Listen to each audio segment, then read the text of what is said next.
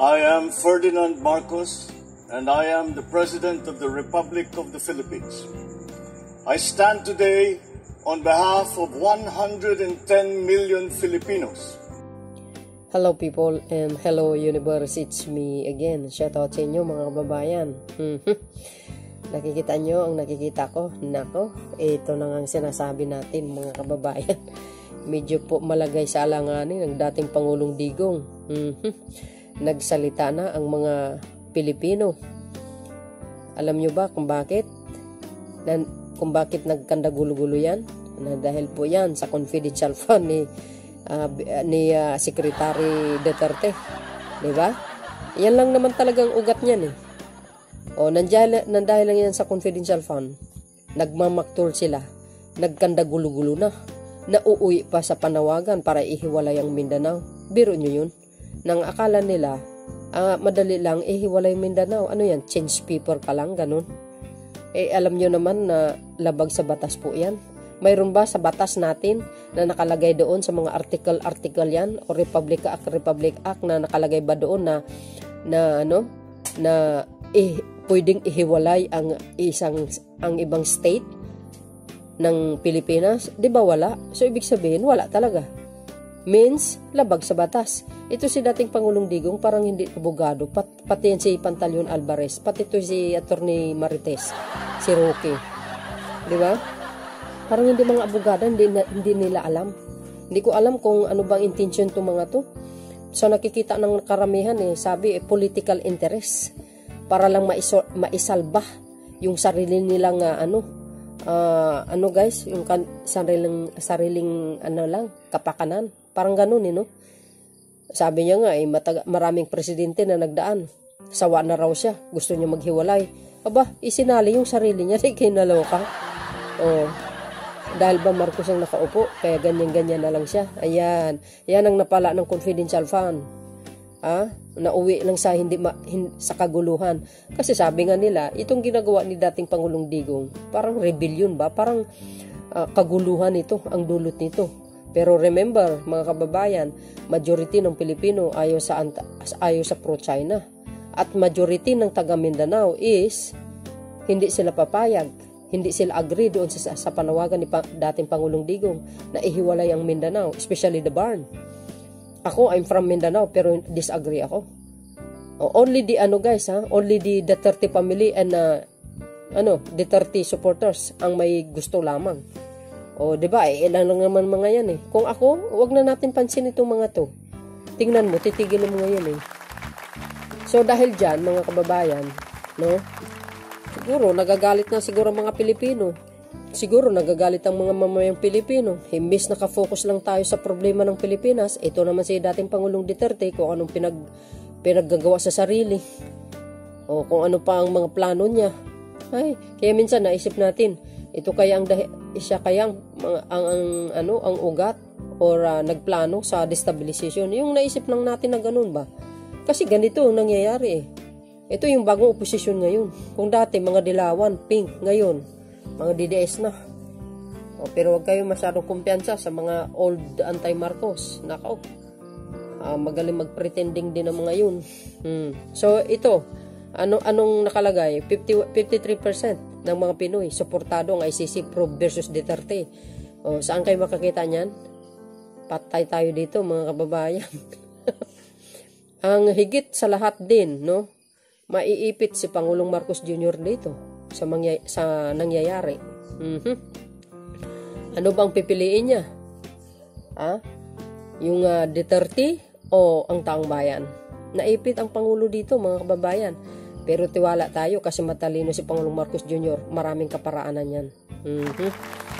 So, sabi po dito mga besa, basahin natin sa survey sa social weather station which is ang SWS noong December 8, 11, 2023, 25% ang strongly approved habang 28% ang somewhat approved. Sa pahayag na the ICC could investigate drugs related killing during the Duterte administration. Agoy, malaki ang itinaas nito mula sa 45% na itala sa parehong survey ng DSWD noong Marso 2023. Patay tayo dito. Samantalang nabawasan naman ang mga Pilipino hindi sang-ayon sa investigasyon ng ICC mula sa 24% noong Marso ay nasa 21% na lang. Ito, pagsapit ng Desembre, ang mga undecided ay nabawasan din sa 26% mula sa dating 31%. Agay. So, ayan guys. So, tingnan nyo. Anong sabi? Oh, see? What I see? Ano sinasabi? Ha? Oh, 53%. Dumadami ang mga Pilipinong sumusuporta sa ginagawang investigasyon ng International Court sa anti-drug wars ng administrasyon ni dating Pangulong Rodrigo Duterte na itala sa 58% noong December 2023 kumpara sa 45% noong Marso 2023 ayon sa SWS survey. Alam po natin yung SWS, totoo din yan dahil isa rin sila nag-survey nung last election ni Pangulong Marcos Jr. Nangunguna si Pangulong Marcos Jr. So yun mga kababayan, alam nyo madadagdagan ito. Dahil kasi yan sa pag-uugali itong dating Pangulong Rodrigo Duterte, masyadong madaldal, maangas masyado. Ang akala mo nasa kapangyarihan pa siya. Sabi ko nga, sino kayang ipinagmamalaki dito? Bansang Chinggos ba? Ayan, kaisipan ko lamang yun. Masyadong mayabang pati yung mga anak niya, ang yayabang. Tingnan nyo naman mga kababayan, yung kick-off rally ng Pangulong Marcos Jr. tinapatan nila. Ang akala mo, prayer rally mula umaga hanggang maggabi. Hindi pala. Nag-umpisa ang kanilang prayer rally hanggang matapos puro paninira sa Pangulong Marcos Jr. Binanatan ng binanatan si Speaker. Nako! Ang masaklap dito, nandun pa yung ate niya. Ni Pangulong Marcos Jr. sa Davao. Kampi sa mga Duterte. Ang mas masaklap kamo, ito si Dublicara, si Sara, nandun din. Double duplikare. Itong si Vice Presidente. Grabe. Isa lang ibig sabihin nun. Talagang, sabi nga ni Las Cañas wag, sabi niya kay Pangulong Marcos Jr., wag lubos magtiwala. May pagka-trader daw yan Si Inday Tukhang. Hindi kinunuka. So, mga kababayan, anong kapalagayan nyo? Diba? Madagdagan nyo, tandaan nyo. Dahil kung hindi kasi ganito, yung mga pag-uugali itong dating Pangulong Duterte, hindi ganito Hindi sa makakarating ng ganitong klaseng kaguluhan. Tuloy, naispatan ng mga dilawan, yun, sinunggaban na nila ay todo post sa ICC. Diba?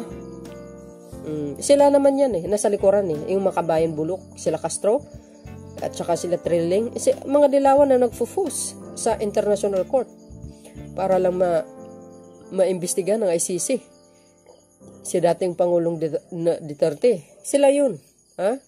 Kaya ngayon, ang mangyayari dyan, mga kababayan, sabi nga natin, ang maiipit pa rito si Pangulong Marcos Jr. Hindi mo alam kung anong kanyang gagawin. Sino bang mas pipiliin niya? Ang mamamayang Pilipino, yung 50%, o si dating Pangulong Duterte? Na ang reason doon, kaya nga nagsabi ang Pangulong Marcos Jr. mula noong 2022 na no ICC allowed to investigate. Kasi nga, wala silang jurisdiction according to our beloved President Ferdinand Marcos Jr. At una-una sa lahat is, wala na po tayo sa ICC. Kumbaga, hindi na tayo member. Diba? Yun ang isa sa mga reason.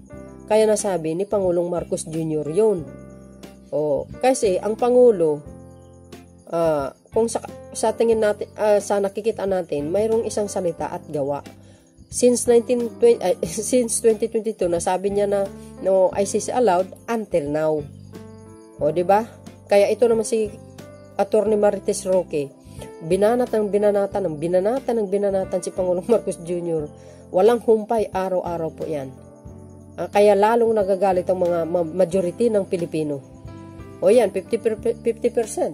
So, dahil sabi ko nga, naipit dito ang Pangulong Marcos Jr., hindi natin alam kung anong magiging desisyon niya. Either sang-ayon na siya sa 53% ng mga Pilipino. Nako, malaking usapin ito, mga kababayan. Baka mamaya mabuyo si Pangulong Marcos Jr. Madala sa kanyang emosyon sa panawagan ng mga Pilipino na dapat ibigay na sa ICC ito si dating Pangulong Digong dahil sa sobrang kaangasan niya. 'Di ba?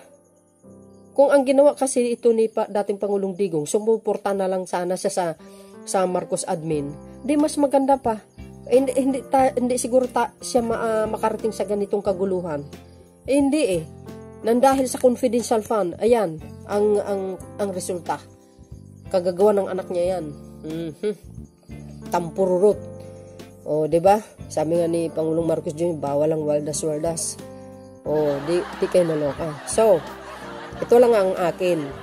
Ito lang ang akin, mga kababayan. Dahil matalino ang Pangulo, alam niya ang kanyang gagawin. I don't think na maiipit siya dito. Siyempre, may kaparaanan yan. Sa isang kaparaanan niya, mga kababayan, ito yung nakikita ko. Sa akin lang ito, baka ito ang kanyang maiisip. Hindi ko alam, guys. Ito galing ito sa akin. Baka sakali ito ang maisip ng ating mahal na Pangulo. Now, dahil sabi ng iba, maiipit si Pangulong Marcos dito sa gitna. Either Duterte ang pipiliin niya or ang mamamayang Pilipino. Pero ang tanging kaparaanan lang ang magagawa ng Pangulo, if ever ito naman ang kanyang sasabihin, sa aking kaisipan lamang, ito lang ang analisa ko dyan, ang aking opinion. Who knows, baka mamaya tama ako sa aking iniisip na ito ang sasabihin ng Pangulo. 'Di ba? Dahil sabi nga ng karamihan, maiipit siya. Pero ang Pangulo, kung ang desisyon ng Pangulo, hihilingin niya po sa International Court na ipaubaya sa Pilipinas ang paglilitis sa dating Pangulong Rodrigo Duterte, total naman, gumagana naman ang justice system natin dito sa Pilipinas, para be fair naman sa amin, or be fair sa akin bilang Pangulo ng Pilipinas, ipaubaya nyo na lang sa amin ang mag-imbestiga at maglilitis sa dating Pangulong Duterte kung ito ay nagkasala man sa kanyang war on drugs sa mga nakaraan. Diba mga kababayan, do you think yan ang magiging desisyon ng Pangulo? Nahihilingin niya ng face to face sa ICC na ipaubaya na lang sa Pilipinas ang pag-iimbestiga? Total naman gumagana ang justice system namin.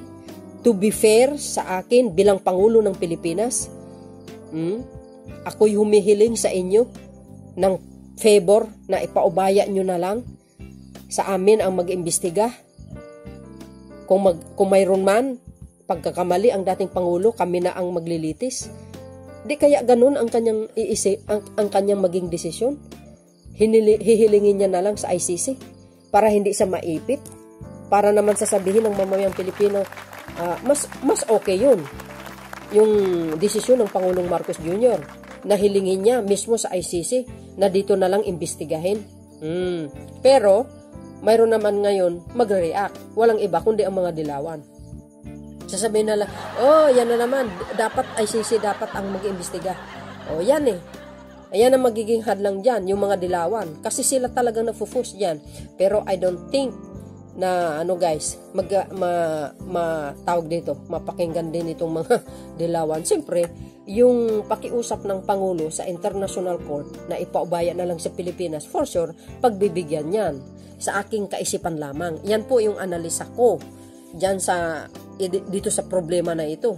Hindi natin alam ang magiging desisyon na iba, diba, ni Pangulong Marcos Jr. Baka mayroon pang iba siyang kaparaanan para maayos itong problema na ito, diba? Diyan natin makikita kung gaano kagaling at katalino ang Pangulo sa magiging desisyon siya dito sa 50% ng mga Pinoy na ito, kung sino dapat ang pipiliin niya. Diba? Sino dapat pakinggan niya. I don't think, sabi nga nila, sabi ng ibang analysis, nag-analisa na baka mamaya mabuyo si Pangulong Marcos Jr.